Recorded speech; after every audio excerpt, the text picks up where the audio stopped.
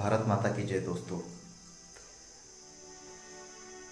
आप सभी का मैं एक स्टोरी के माध्यम से ध्यान केंद्रित करना चाहूँगा वर्तमान परिवेश को लेकर। आवाज़ हमारी, हौसला आपका, राष्ट्र के नाम संदेश। एक सिद्ध पुरुष हुआ करते थे। वह सिद्ध पुरुष अपने एक शिष्य के साथ एक दुर्गम जंगल के रास्ते कहीं जा रहे थे। जैसे ही वह सिद्ध पुरुष अपने उस शिष्य के साथ उस जंगल के रास्ते गुजर रहे थे, कुछ दूर जाने के बाद उनके ध्यान का समय आया और वह सिद्ध पुरुष अपने शिष्य के साथ जैसे ही ध्यान के लिए बैठते हैं, जोरदार सिंह की गर्जना होती है। यह सुनकर उनका जो शिष्य था वो काफी भयभीत हो जाता है। वह सिद्ध पुरुष ध्यान पर बैठ जाते हैं और कुछ समय बाद उनका वह शिष्य देखता है कि उसी रास्ते से एक शेर चला आ रहा है। जैसे ही वह उनका शिष्य उस शेर को देखता है, डर के मारे कांपने लगता है और पास में एक वृक्ष रहता है, उस वृक्ष पे जाकर वह चढ़ जाता है और वह वहां से देखता क्या है कि वह शेर धीरे धीरे चला आ रहा है और जो सिद्ध पुरुष ध्यान पर बैठे थे उन सिद्ध पुरुष के चारों ओर परिक्रमा लगाकर वापस चला गया।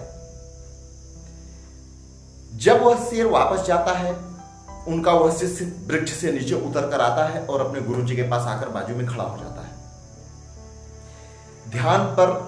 ध्यान खत्म होने के बाद जैसे ही वह सिद्ध पुरुष उठते हैं, आगे की ओर दोनों लोग चल देते हैं। कुछ दूर जैसे ही जाते हैं, एक मच्छर आता है और मच्छर आकर के उन सिद्ध पुरुष के गालों पे बैठता है और जैसे ही वह मच्छर उन सिद्ध पुरुष के गाल पे बैठता है, उन्होंने जोरदार तमाचा अपने गाल की ओर मारा और जैसे ही वह उनका शिष्य इस घटनाक्रम को देखा, वह अचंभित रह गया और वह अपने गुरुजी से प्रश्न किया कि गुरुजी, मेरे मन में एक प्रश्न चल रहा है, मैं आपसे कुछ पूछना चाहता हूं। गुरुजी ने बोला, बोलो, क्या पूछना चाहते हो?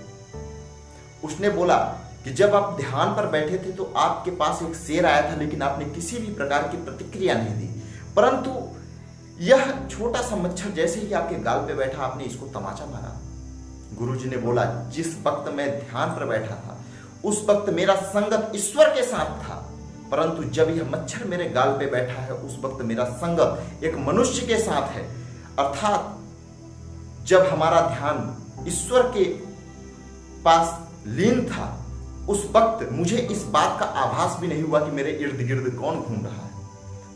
वर्तमान समय जो कोरोना महामारी का है, यह वक्त ईश्वर की ओर ध्यान केंद्रित करने का है। यदि हम अपने आराध्य देव को स्मरण करते हैं, उनके ध्यान में लीन रहते हैं, तो निश्चित रूप से किसी भी प्रकार का कोई भी संकट मेरे इर्द गिर्द भटकेगा भी नहीं। परंतु यदि यह हम इस वर्तमान युग के मनुष्यों की बात सुनते हैं, उनके संगत में आते हैं, तो मुझे इस प्रकोप का असर बहुत शीघ्र होगा।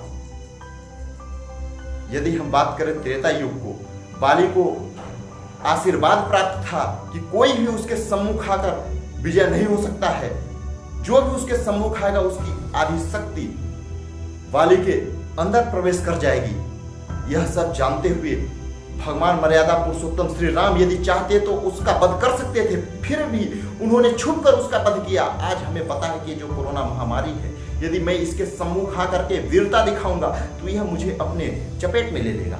फिर भी हम बहादुरी का परिचय देते हैं, सड़कों पर घूम रहे हैं और फिर दोषारोपण प्रशासन को करते हैं। वर्तमान परिवेश में मुझे घर में रहने की जरूरत है, पीठ पीछे से पार करने की जरूरत है। जिस प्रकार प्रभु श्री राम जी ने बाली का वध किया था, यदि हम घरों में रहकर इस महामारी का सामना करेंगे तभी विजय प्राप्त कर सकते हैं। यदि हम शूरवीरता के साथ में सामने निकल आएंगे तो निश्चित रूप से हार हमारी होगी। अतः आप सभी से निवेदन है, घर में रहें, सुरक्षित रहें, प्रशासन के नियमों का पालन करें और ईश्वर के चरणों में अपने ध्यान को केंद्रित करें। इस वक्त ईश्वर ही हमारी रक्षा कर सकता है। इन्हीं शब्दों के साथ जय श्री राम, जय हिंद, जय भारत।